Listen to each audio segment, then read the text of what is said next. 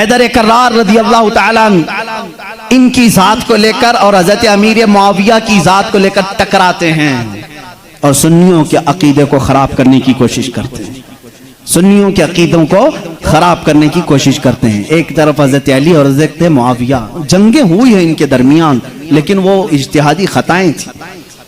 उस वक्त जो हालात थे उसकी वजह से हो गई आपस में, लेकिन दोनों सहाबी रसूल। सुन्नी ये मानता है कि दोनों सहाबी रसूल। हजरत अमीर मुआविया की शान में भी कहोगे तो ईमान हाथ से जाएगा, क्योंकि उनके लिए भी हदीसें आई हैं।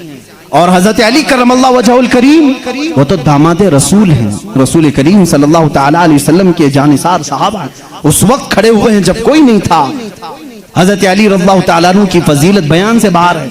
इनकी शान में एक जुमला भी नहीं कह सकते, उनकी शान में भी नहीं। जो उनके साथ मामलात हुए, मुझे हैरत होती है, गली नुक्कड़ में घूमने वाला नौजवान व्हाट्सएप में, फेसबुक में मुनाजरे कर रहा है, मुआविया बागी थे, अली हक पर थे। जालिम फैसला वो करेगा जो उन दोनों से बड़ा होगा। बात सही है? हजरत अमीर मुआविया हो, हजरत अली करमल्लाहु वजहुल करीम हो, इन दोनों का अगर फैसला आए तो कौन फैसला करेगा? जो इन दोनों से बड़ा होगा, वो मोहम्मदुर रसूलुल्लाह की जात है, मेरे आका सल्लल्लाहु अलैहि वसल्लम की जात है और अल्लाह रब्बुल इज्जत है। उन दोनों के अगर आपसी कुछ मामला थे भी, तो तू कौन सा चूहा है जो उनके बारे में अपनी राय देता है? हाँ? बाज वो हैं खारजी किसे कहते हैं, जो हजरत अली की शान में बकवास करते हैं। ये जालिम यजीदी हैं, आज भी हैं उनकी औलाद में कुछ लोग। औलाद का मतलब उनके जानशीन उस अलम को उठाए हुए हैं जो यजीद उठाया हुआ था, वो हजरत अली के खिलाफ भौंकते हैं। कुछ हैं जो हजरत अमीर मुआविया की शान में भौंकते हैं, ये शिया हैं, वो खारजी। लेकिन अल्हम्दुलिल्लाह अल्लाह का बड़ा एहसान है, इन दोनों की नापाकियों से हमें बचाकर मौला ने दोनों की मोहब्बत में हमें अता किया। अहले सुन्नत व जमात वो हैं जो मुआविया की शान को भी समझते हैं और हैदर कर्रार की शान को भी समझते हैं। हम इन झगड़ों में क्यों पड़े? क़यामत के दिन हमारी नमाजों के बारे में हमसे पूछा जाएगा, जंगे जमल जंगे सिफ़्फ़ीन के बारे में नहीं पूछा जाएगा। बताओ, कहीं किसी किताब में लिखा गया है क़यामत के दिन अल्लाह तुमसे उठाएगा और पूछेगा अली और मुआविया के दरमियान जंगे जमल क्यों हुई थी, जंगे सिफ़्फ़ीन क्यों हुई थी? तुमसे पूछा जाएगा, मुझसे पूछा जाए, उनका मामला है, अल्लाह उनसे पूछेगा। मियां तू डर, तुझे तेरी नमाज के बारे में पूछा जाएगा, तुझे तेरे अमल के बारे में पूछा जाएगा। अपना सब कुछ भूल करके वो सहाबा के बारे में जुबान दराजी कर रहा है। इसलिए बचो, ये राफिजियों के फैलाए हुए जरासीम से अपने माशरे को बचाओ। नौजवानों को भी मैं तलकीन करता हूं, जब ऐसी बहसें आए तो वहां से उठ जाना, इसलिए कि शैतान तुम्हें गारत करने जा रहा है, तुम्हें बर्बाद करने जा रहा है। ऐसे झूठे और जाली पीर भी आए हैं जो अहले बैत की मोहब्बत का राग अलापते हैं, लेकिन उनके अंदर अली की मोहब्बत उतनी नहीं, बल्कि मुआविया की दुश्मनी कूट कूट के भरी। वो सिर्फ ये चाहते हैं कि हजरत अमीर मुआविया को काफिर साबित कर दे, बागी साबित कर दे। भोले भाले मुसलमानों को यूं बताएं, देखो यजीद उनका बेटा था, हुसैन को कत्ल किया, बेटे ने किया तो क्या हुआ? हजरत नूह अलैहिस्सलाम का बेटा भी काफिर निकला, क्या अल्लाह के नबी को ताना दोगे? अबू जहल दुश्मन रसूल था, लेकिन बेटे इकरमा सहाबी रसूल थे। बाप की गलती बेटे को नहीं, बेटे की गलती बाप को नहीं दी जाएगी। हजरत अमीर मुआविया उस वक्त इंतकाल कर चुके थे जब करबला के वाकयात हुए थे, नहीं थे हजरत अमीर मुआविया रज़ियल्लाहु ताला। तो इन बहसों में ना पड़ो।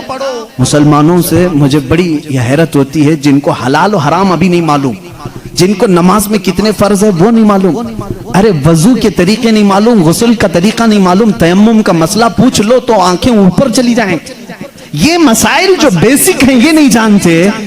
मुआविया की शान में बकवास, अली की शान में बकवास, और जंगे जमल क्यों हुई थी, जंगे सिफ़्फ़ीन क्यों हुई थी, ये बहस छेड़ के बैठे।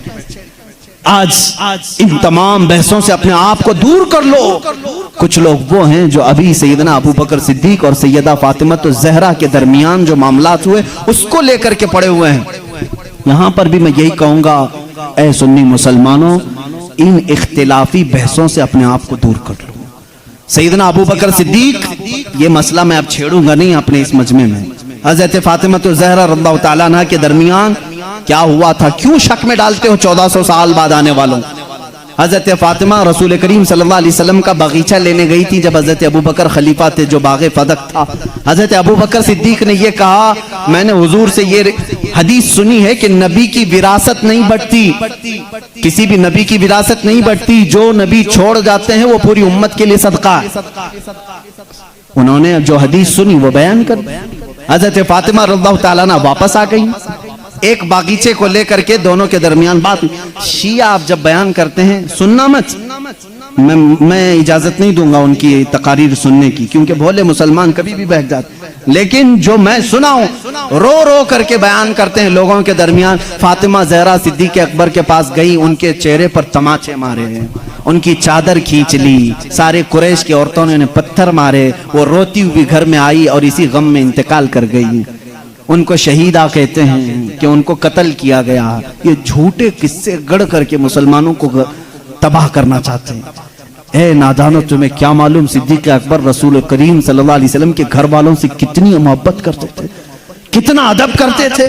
जिंदगी भर अपनी खिलाफत पे जब तक थे, वो बाग की जो भी इनकम होती थी वो सब अहले बैत पे खर्चा करते थे, अहले बैत पे खर्चा करते थे। लेकिन जो उसूल था रसूल करीम की हदीस का वो उन्होंने सुनाया। अब यहाँ एक अकीदा भी सुना दूं मैं आपको, अकीदा भी। सिद्दीक़ अकबर हुजूर सल्लल्लाहु अलैहि वसल्लम का वो बगीचा दे देते हैं। हुजूर की वफात के बाद हुजूर के बेटे बेटियों में वारिसों में कौन था? सिर्फ हजरत फातिमा थी।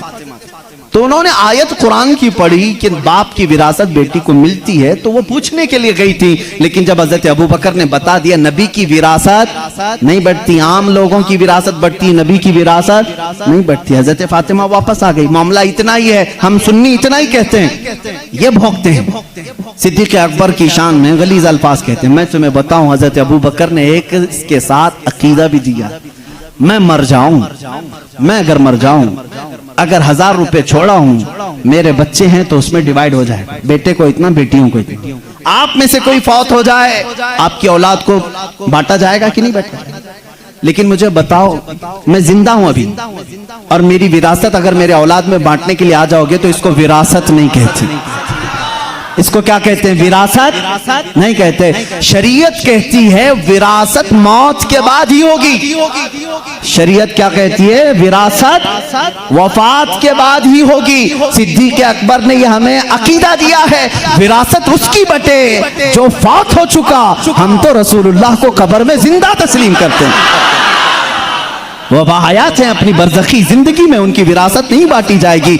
और यही से शरीयत हमें यह भी अकीदा देती है, हम कोई भी हो, हमारे इंतकाल के बाद हमारी बीवियों को इख्तियार है इद्दत गुजारने के बाद दूसरे से निकाह कर सकती है। वो बेवा को इजाजत है, मैं मर जाऊं, आप में से कोई फौत हो जाए, बीवियों को इख्तियार है इद्दत गुजारने के बाद दूसरे से निकाह कर सकती हैं। लेकिन शरीयत का कानून है, रसूलुल्लाह की जितनी बीवियां हैं पूरी उम्र भर कभी कोई दूसरा उनसे निकाह नहीं कर सकता, इसलिए कि उसूल है जिंदा शौहर की मौजूदगी में कोई दूसरा निकाह नहीं कर सकता। रसूल पाक अपनी कब्र में जिंदा हैं, इन अज़वाज मुतहरात के निकाह का ताल्लुक कब्र अतहर में भी बाकी है।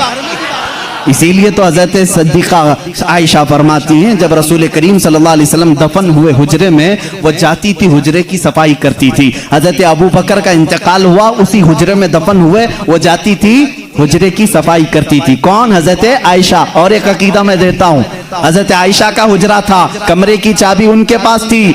हुजूर उनके क्या थे? सबको मालूम है ना, हजरत आयशा के क्या थे? शौहर थे। और हजरत अबू बकर हजरत आयशा के क्या थे? बाप थे। अब तीसरे नंबर पर हजरत उमर आए, कब्र में दफन किए। उसके बाद हजरत आयशा ने वो चाबी दूसरों के हवाले कर दी, फिर अंदर हुजरे में नहीं जाती थी, खुद नहीं जाती थी कचरा झाड़ना सफाई करने के लिए। पूछा गया क्यों नहीं जाती आप? इतने सालों तक जाती थी। कहती हैं मेरे शौहर रसूल करीम सल्लल्लाहु अलैहि वसल्लम थे, मेरे बाप अबू बकर सिद्दीक थे, दोनों मेरे लिए महरम थे, मैं उनके सामने जा सकती थी। जब से हजरत उमर दफन है, एक गैर महरम के सामने जाना हमारे लिए इजाजत नहीं। कोई उनसे पूछे उमर तो कब्र में है, आयशा जवाब देंगी, कब्र में हुआ तो क्या हुआ, उनकी जिंदगी भी जिंदों की तरह है। उन्होंने यह अकीदा दिया है। आयशा सिद्दीका उमर को जब जिंदा समझ करके हुजरे में नहीं जाती है तो रसूलुल्लाह की जिंदगी का हाल क्या होगा। तो जिंदा है वल्लाह, तो जिंदा है वल्लाह, मेरी चश्मे आलम से छुप जाने वाले